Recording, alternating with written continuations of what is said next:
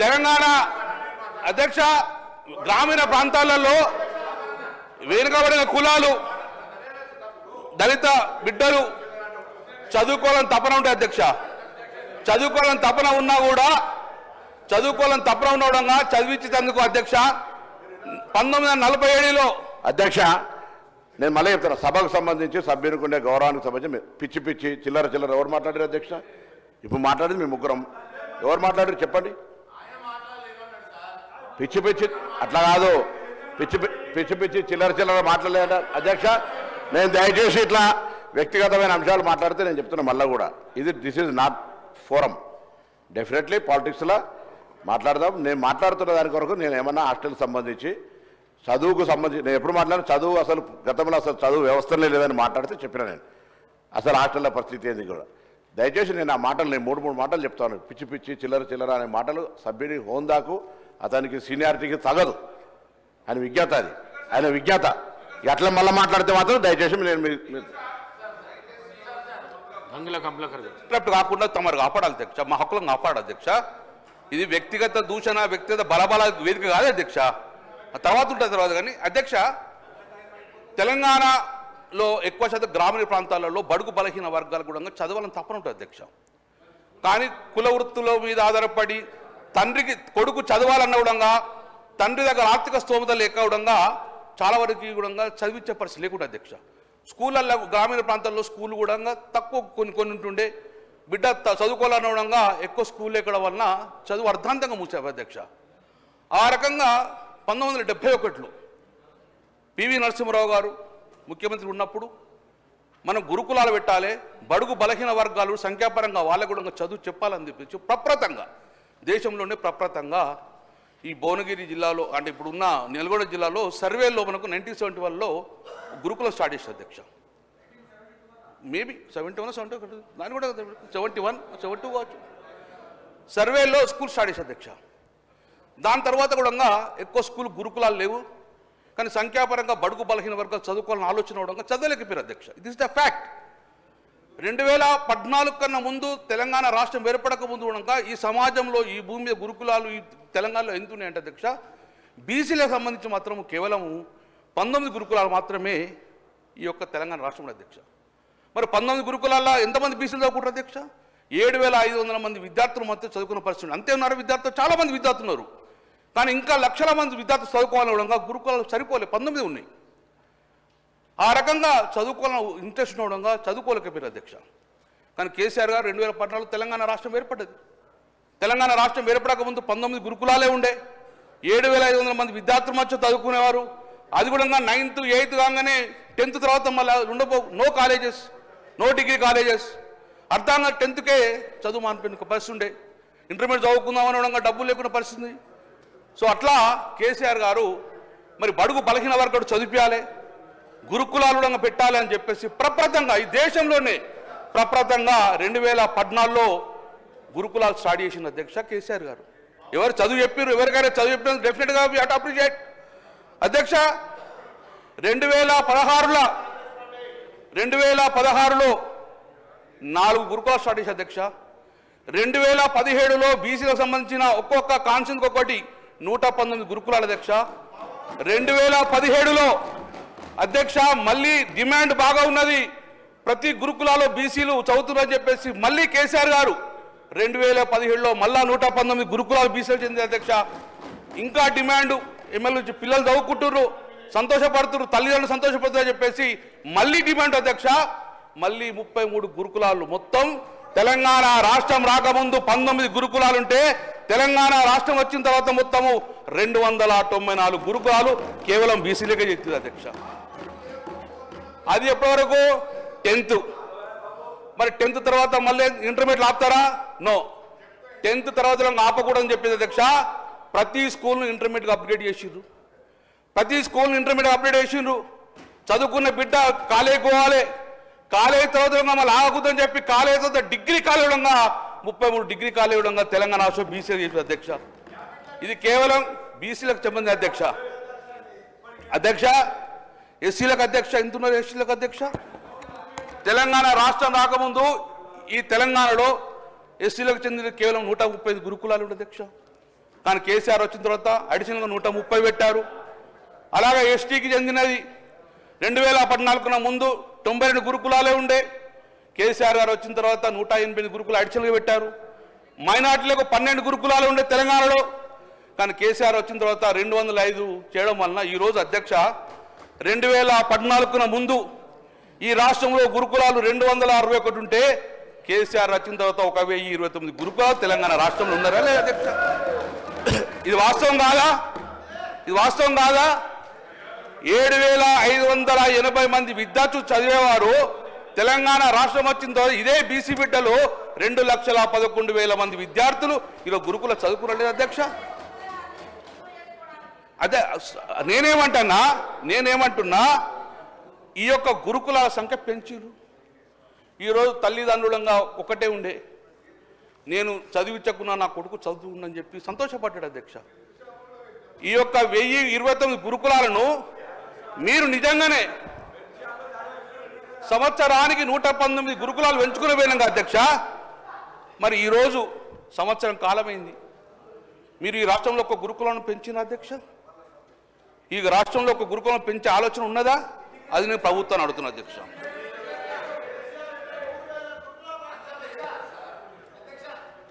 అధ్యక్ష ప్రప్రదంగా అధ్యక్ష అది కూడా మాట్లాడతా, ఇంగిటంగా మాట్లాడతా. ప్రప్రదంగా అధ్యక్ష, భారతదేశంలో ఎక్కడ లేని విధంగా అధ్యక్ష, భారతదేశంలో ఎక్కడ లేని విధంగా అధ్యక్ష బీఎస్సీ అగ్రికల్చర్ తప్పన అధ్యక్ష. కానీ ఎక్కడ చదువుకోవాలన్నా ఒక్కొక్క కోర్సుకు సుమారు 25 లక్షల రూపాయలు పెట్టే పరిస్థితి అధ్యక్ష. 20 లక్షల రూపాయలు మహారాష్ట్ర చదువుకుని ఓపికలేక చాలామంది అగ్రికల్చర్ బీఎస్సీ చదివే పరిస్థితి లేకుండా అధ్యక్ష.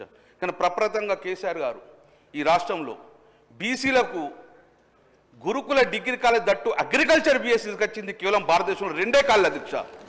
2 కాలేజ్, ఒకటి వనపడుతుంది అధ్యక్ష, ఒకటి కరీంనగర్ జిల్లాలో ఇది మొగ్దుంపూర్లో బీసీకి సంబంధించిన అగ్రికల్చర్ మహిళా డిగ్రీ కాలేజ్ గురుకులం అధ్యక్ష. కాలేజ్ భారతదేశంలో 25 లక్షలు పెట్టే సోమతైన వాళ్ళంగా ఉచితంగా 20,000 రూపాయల లోపల ఈరోజు బీఎస్సీ అగ్రికల్చర్ కంపెనీ పరిస్థితికి వచ్చింది.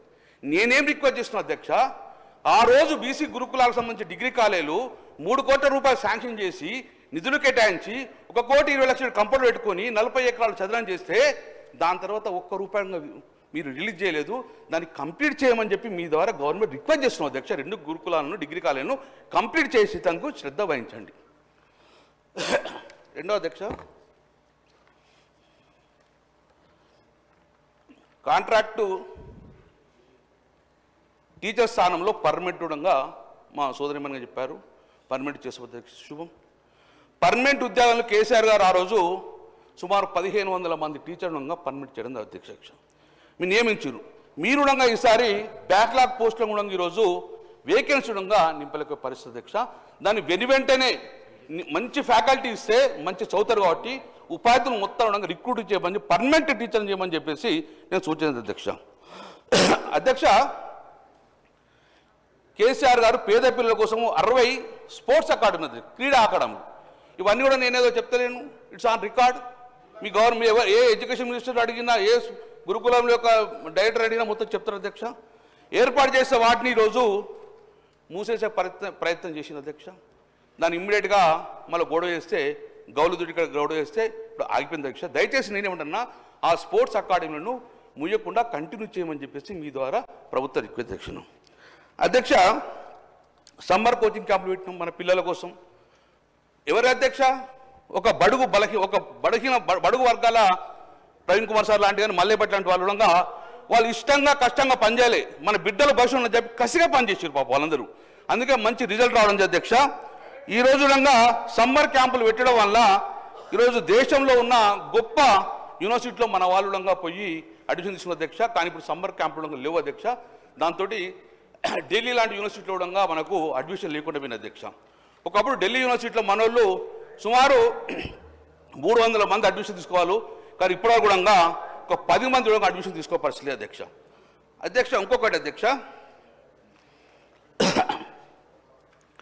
మా యొక్క గౌరవ మినిస్టర్ గారికి రిక్వెస్ట్ చేస్తున్న అధ్యక్ష, భారతదేశంలో ప్రప్రదంగా బీబీ నగర్లో అధ్యక్ష, బీబీ నగర్లో ఈ డిఫెన్స్ అకాడమీకి చెందాలి, డిఫెన్స్ అకాడమీలోకి పోవాలి, మనం బిడ్డలందరూ ఆర్మీలో సెలెక్ట్ కావాలి. పైలట్ కావాలి, డిఫెన్స్లో అడ్మిట్ కావాలని చెప్పి ఫస్ట్ టైం బీబీ నగర్లో మనం ఒక డిఫెన్స్ కాలేజ్ పెట్టవచ్చు అధ్యక్ష, సోషల్ వెల్ఫేర్ సంబంధించి. అందులో అది చూసి భారతదేశంలో గొప్ప కాలేజ్ అని చెప్పేసి ఆర్మీ వాళ్ళు మనకు పెద్ద పెద్ద యుద్ధ ట్యాంకర్లకు ఇచ్చింది అధ్యక్ష. అక్కడ యుద్ధ ట్యాంకర్లు అధ్యక్ష మొన్న 1 మంతే ఆ కాలేజీని మూసేసింది అధ్యక్ష. ఇంకో ఇది నిజ అధ్యక్ష, ఇది 7,000 మంది విద్యార్థులు డిఫెన్స్ సెలెక్ట్ అయిన అధ్యక్ష. అందులో ఉన్న యుద్ధ ట్యాంకర్లో ఈరోజు చిత్రంలో పరిష్కరించేది దాన్ని మూసేసిన అధ్యక్ష. అందులో సోషల్ వెల్ఫేర్ బిడ్డలు ఈరోజు డిఫెన్స్ సెలెక్ట్ అయ్యే వాళ్ళు సుమారు 700 మంది బిడ్డలు సెలెక్ట్ అయిన అధ్యక్ష. మూసేస్తే మా బిడ్డల భవిష్యత్తు ఏంది అని కూడా మీకు చెప్తా అధ్యక్ష. ఇగో ఈ పిల్లలందరూ ఇది తమరికి మీ ద్వారా మాకు పంపిద్దాం గవర్నమెంట్కు. ఇమ్మీడియట్గా బీబీ నగర్లో డిఫెన్స్ అకాడమీని ఓపెన్ చేసి రన్ చేయాలని చెప్పేసి నేను ప్రభుత్వాన్ని డిమాండ్ చేస్తాను అధ్యక్ష.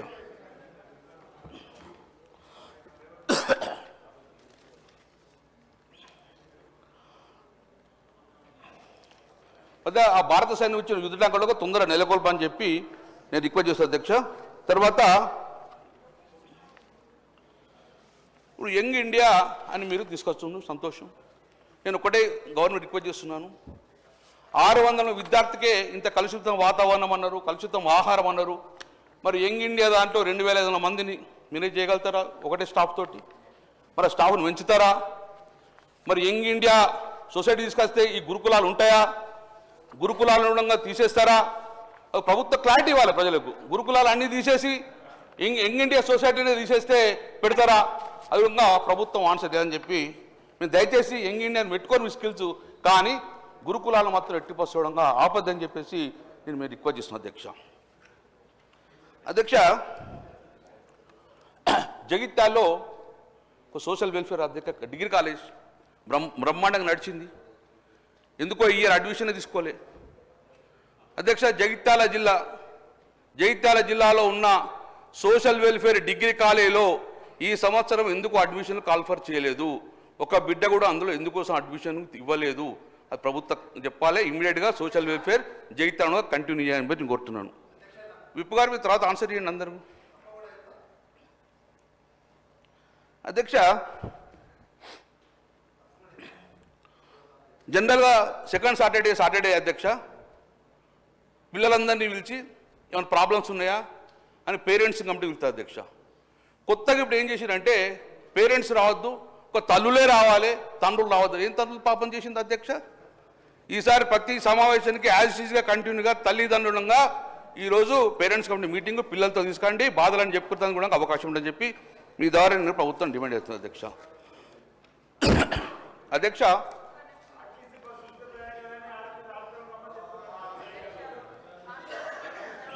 చెప్తే బాగుంటుంది అధ్యక్ష. ఇప్పుడు మేము అన్నీ మూసేసినాము, ఏది లేదనేది మీరు ఇచ్చిర్రు, అన్నీ ఓపెన్ చేసినామని చెప్తున్నారు. కానీ ఒక్కదానికి కూడా ఓన్ బిల్డింగ్స్ లేవు, రెంటెడ్ బిల్డింగ్స్ తోటి అవి మీరున్న కాడ కాకుండా ఇంకో కాడ నడుస్తున్నాయి. ఇప్పుడు మీరు అన్నది ఏదైతే డిఫెన్స్ అకాడమీ ఉందో జగద్గిరిగుట్టలో, అది జగద్గిరిగుట్టలో నడుస్తుంది. అది ఆ సభ్యుడు వచ్చి ఒకసారి విజిట్ చేయమని చెప్పండి. కాబట్టి స్పోర్ట్స్ కానీ జగిత్యాల కానీ ఏది కాకపోతే మీరు ఎన్ని ఓపెన్ చేసినామని ఓకే ఓపెన్ చేసిర్రు, కానీ వాటికి ఓన్ బిల్డింగ్స్ లేవు, ఇన్ఫ్రాస్ట్రక్చర్ లేదు, ఏమి లేదు. రెంటెడ్ బిల్డింగ్స్లలో ఉన్నాయి, షిఫ్ట్ అవుతూ ఉంటాయి. ఎక్కడికి షిఫ్ట్ అయినా కూడా తెలుసుకోండి, అది తెలుసుకొని మాట్లాడాలని కోరుతా ఉన్నా అధ్యక్ష.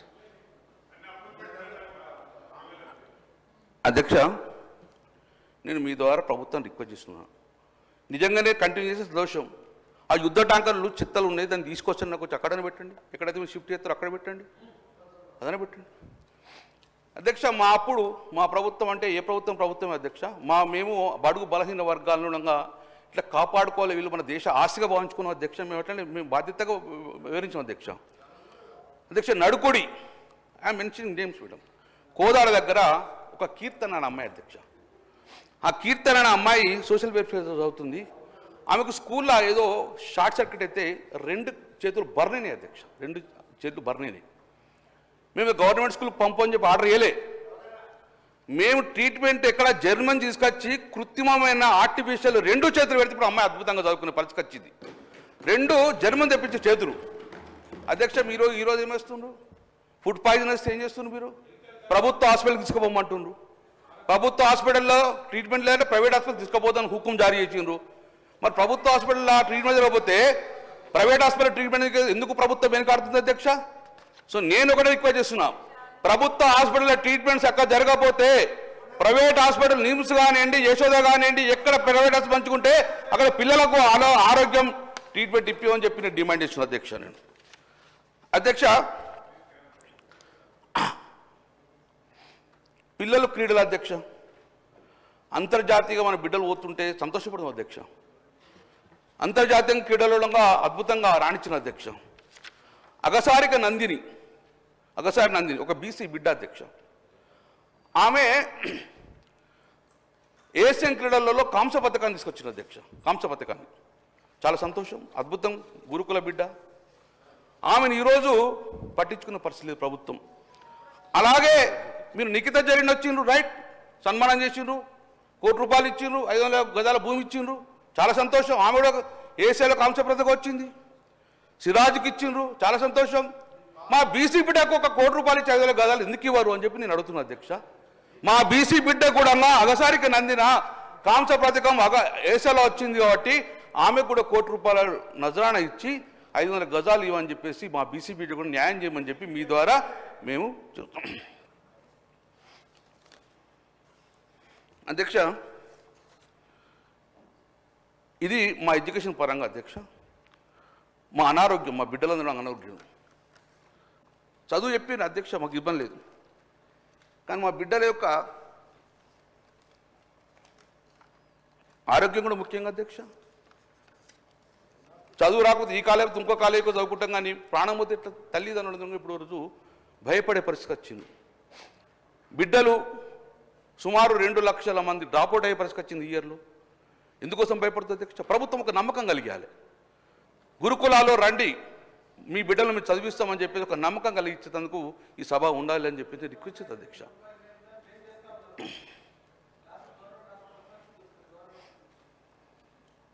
నేను ఇప్పుడు అదే చెప్పిన, పిల్లలు ఏమన్నా అనారోగ్య పాలైతే గవర్నమెంట్కి పోవాలని చెప్పి హుకుం జారీ చేయకండి. ఎక్కడ ట్రీట్మెంట్ అయితే అక్కడ ట్రీట్మెంట్ పంపు అని చెప్పి నేను కోరుతున్నాను. అది కూడా వద్దా